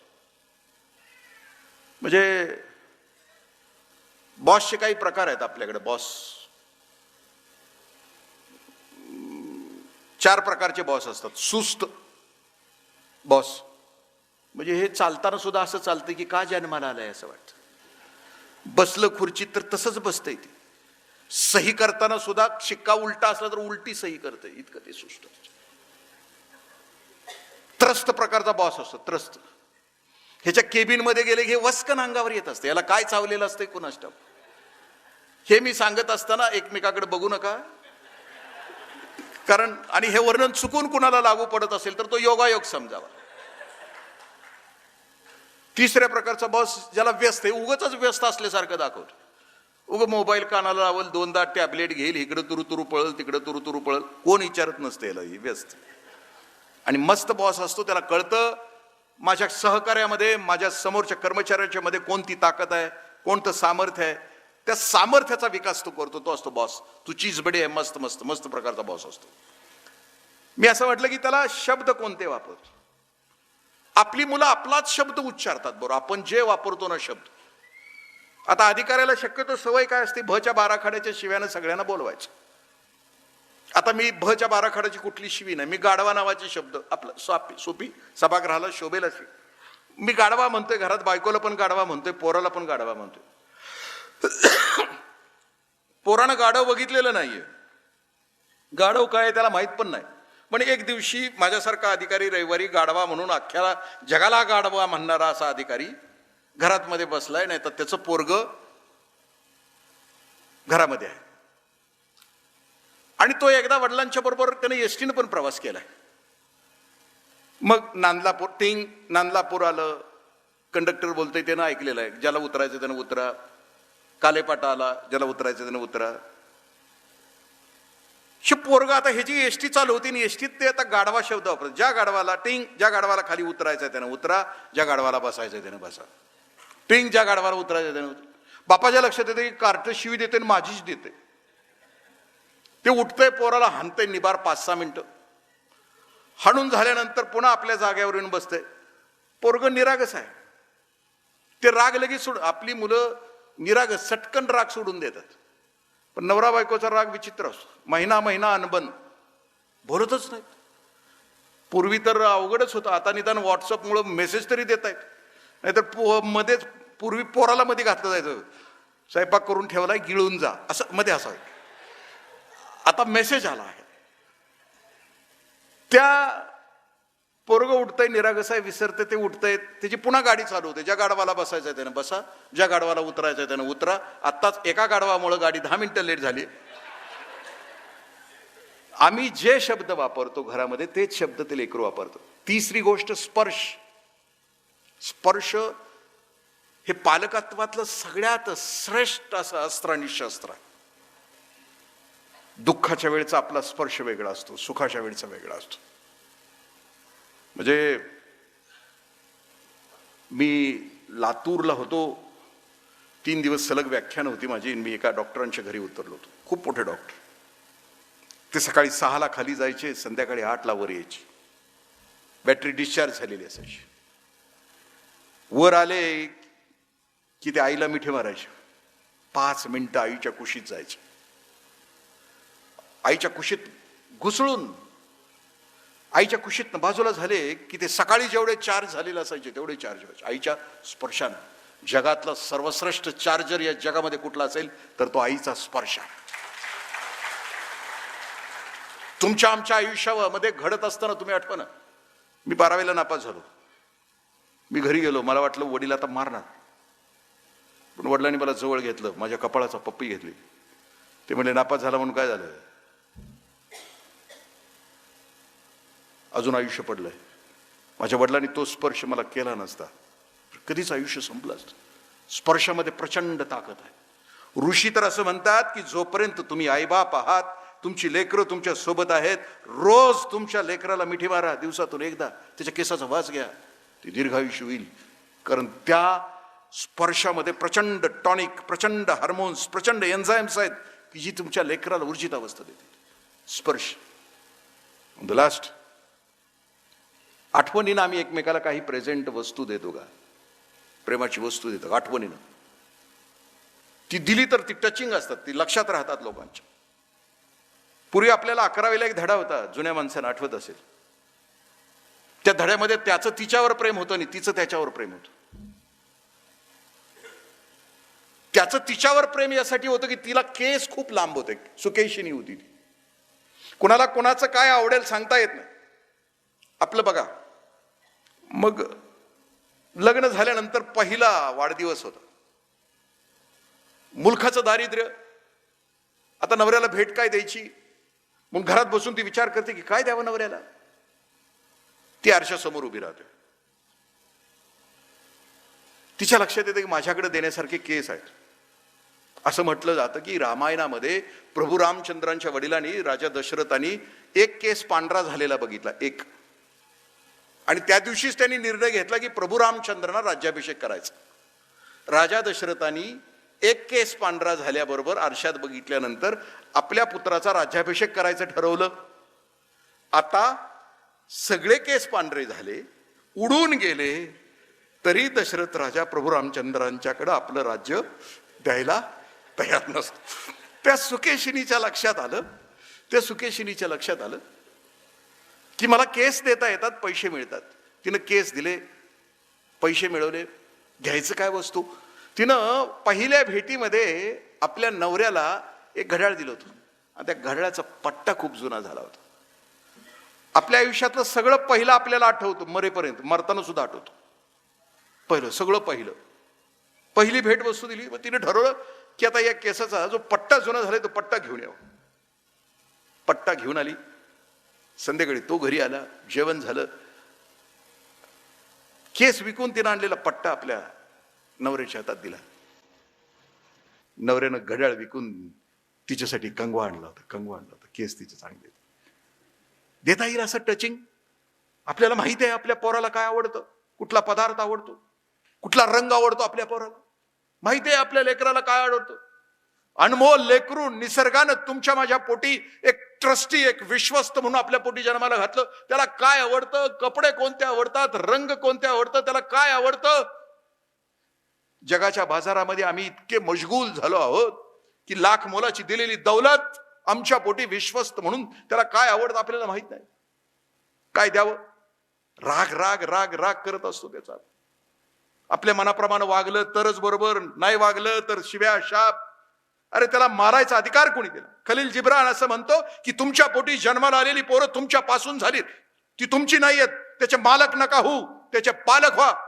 त्याला वाढवत असताना त्याला रागवू नका, त्याला शिक्षा नका करू, त्याच्या फांद्या नका छाटू, त्याची मुळं नका छाटू, त्याचा बोनसाय नका करू. म्हणजे त्याला वाढवत असताना सायकोलॉजिस्ट सूत्र सांगतात की 95% प्रेम आपल्या लेकरावर करा आणि 5% शिक्षा करा. म्हणजे 150 रुपयाची कपशी फुटली असेल तर 150 रुपयाचाच मार द्या, 500 रुपयाचं देऊ नका.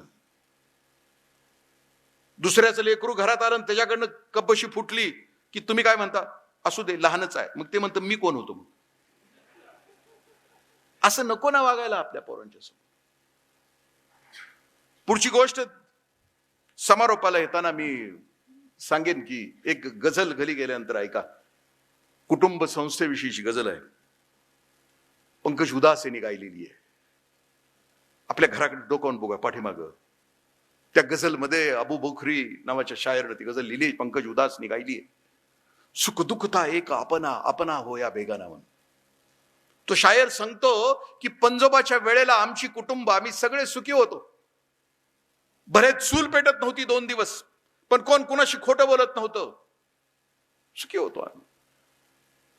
नव्हतं इन्कम आमच्याकडं, पण होतं प्रेमानं भरलेलं घर होतं. आजोबाच्या काळात सुद्धा आम्ही सगळेजण सुखी होतो, सगळं होतं आमच्या घरामध्ये. शेवटी तो शायर असं म्हणतो लास्ट बट सेकंड स्टांजामध्ये, आता तुमच्या घरात सगळं आहे.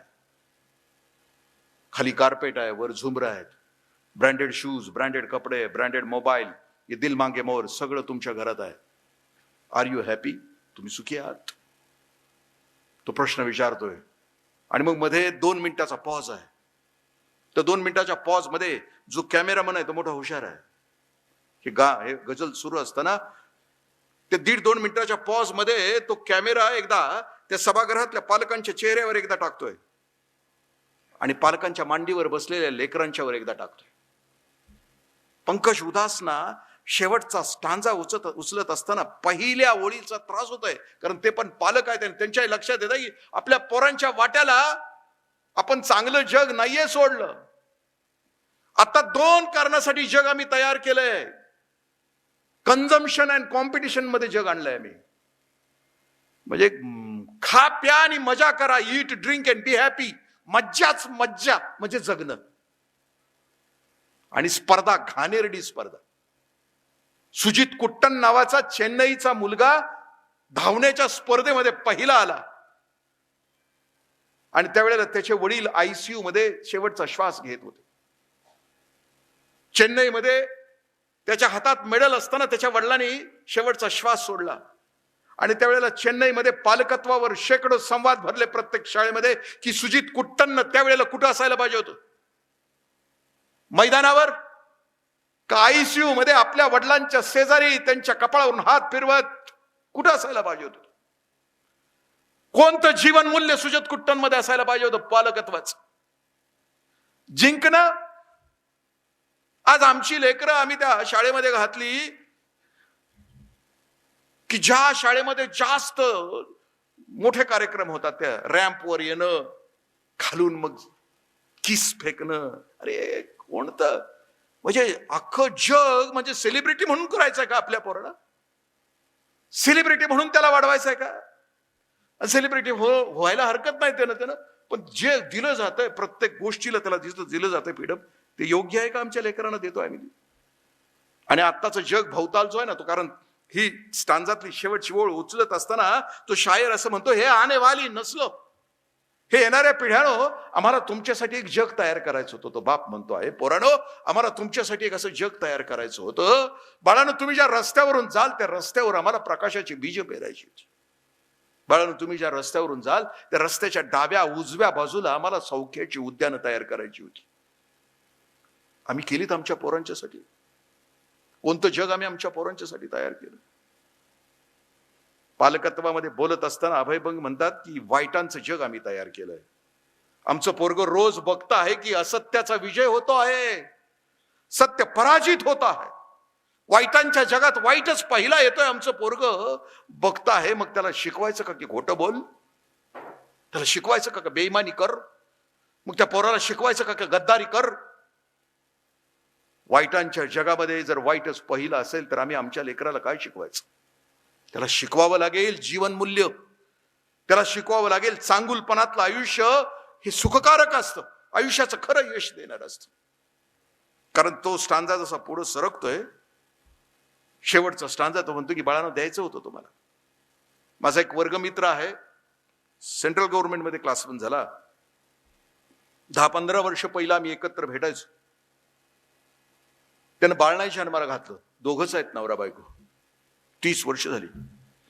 त्यावेळेला आम्ही त्याला म्हणायचो, राम्या पोरग घाल ना जन्माला, पोरगी घाल ना जन्माला, वंशाला दिवा ज्योती असू दे ना. त्यावेळी ते म्हणायचं की इंद्रियात तुला मला एवढा जगताना त्रास होतोय, तर तुझं माझं पोरग वयात येईल जगायचे त्यावेळेस सोसतील त्याला हे बेमानी, ही ही ही फसवणूक सोसेल त्याला. तुम्ही विचार करा ना कुठपर्यंत पोहोचलो, किती जग विकृत आहे. 1-1.5 महिन्यापूर्वी माझा मित्र कोल्हापूरच्या ताराराणी चौकामध्ये आपल्या बायकोला घेऊन दवाखान्यात निघाला होता. चौकामध्ये तो उभा होता मागं, आणि त्याच्या पुढे एक 15-16 वर्षाची पोरं होती. 2 पोरं मोटरसायकलवर. यानं फक्त हॉर्न वाजवला. त्याला डाव्या बाजूला जायचं होतं, सिग्नल डाव्या बाजूचा क्लिअर होता, हिरवी लाईन. त्या पोरांना हॉर्न वाजवल्याचा राग आला. पाठीमागं येऊन त्या माझ्या मित्राच्या काचेवर दस्तक देत पोरं मारायच्या. 16 वर्षाची पोरं आपल्या दुप्पट तिप्पट वर्षाच्या वयापेक्षा जास्त असलेल्या माणसाला हॉर्न वाजवला म्हणून. ही एकच घटना नाही, तुम्ही प्रत्येक शहरामध्ये तुम्हाला दिसेल की हिंसा घृणा कुठपर्यंत येऊन पोहोचली. कुठलं जग भोवताला, कोणत्या क्षणाला तुमच्या माझ्यावर कोण हल्ला करेल. हे कुणी जग केलंय? आम्हीच तयार केले ना. आम्ही चांगुलपणा आमच्या लेकरांच्यासाठी तयार करायला तयार नाही. आम्ही आमच्या फक्त लेकराच्या पुरतं बघतो आहोत. त्या जरी मी आता बोलतो आहे तरी समारोप करताना एक यशवंत दत्त आणि मधु कांबीकरचं एक गाणं आहे कुठल्या तरी चित्रपटामध्ये, मला आठवत नाहीये. त्या चित्रपटामध्ये मधु कांबीकर मोठी पॉझिटिव्ह आहे, पण यशवंत दत्तला बाप म्हणून चिंता आहे पोराची. तुझ्या माझ्या संसाराला आणि काय हवं, दिस येतील दिस जातील. आणि शेवटच्या परिषदामध्ये यशवंत दत्त म्हणतो की वज सोसल तुझ्या माझ्या पोराला, हे घाव सोसतील, हे बेईमानीचे हे फसवणुकीचे घाव सोसतील. सुरेश भटांच्या भाषेमध्ये अजूनही हा खोल घाव नाही, अजूनही हा सूर्याना सराव नाही. हे घाव तुझ्या माझ्या पोराला सोसतील. त्यावेळेला ती मधु कांबीकर खूप पॉझिटिव्हली उत्तर देते यशवंत दत्तकडे बघून. ती म्हणते, तुझं माझं पोरग आहे ना, हे भुरट नाहीये, खाप्या आणि मजा करावं जगणार नाहीये.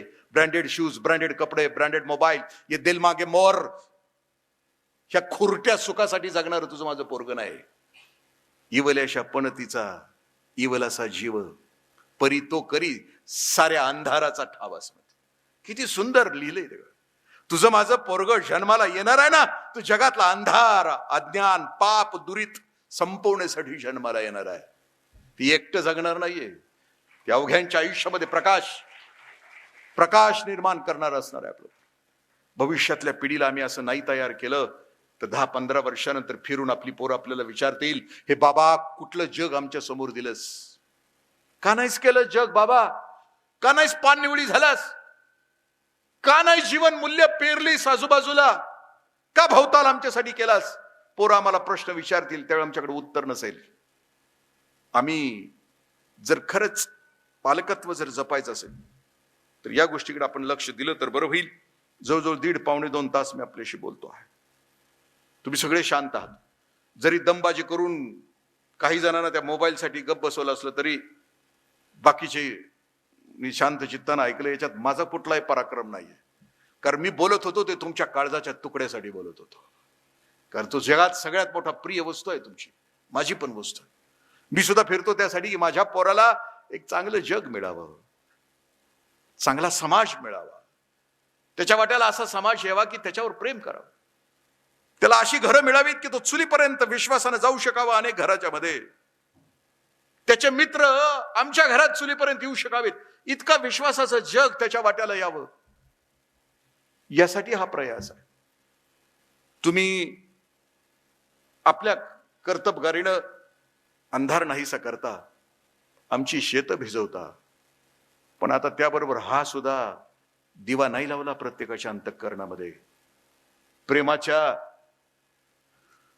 प्रेमाची शेती करण्यासाठी तुमची विद्युत कनेक्शन्स जर प्रत्येक माणसापर्यंत नाही पोचली, शेती ओस पडेल माणूस नावाच्या हृदयाची, आणि मग भविष्यातली पिढी आम्हाला प्रश्न विचारेल. त्या प्रश्नाची उत्तरं द्यायला आपल्याला तयार असलं पाहिजे. देवकांत सरांनी आग्रहानं मला बोलवलं आणि या कार्यक्रमामध्ये बोलण्याची संधी दिली.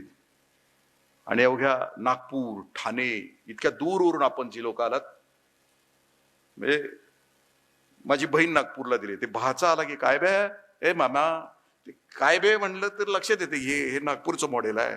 असं अख्ख्या महाराष्ट्रातनं जी आलेली आहेत त्या सगळ्यांना, विदर्भ सगळ्यांना मी नमस्कार करतो की आपण सगळे पालकत्वाच्या दृष्टीनं भविष्यातल्या पिढीला काम करू.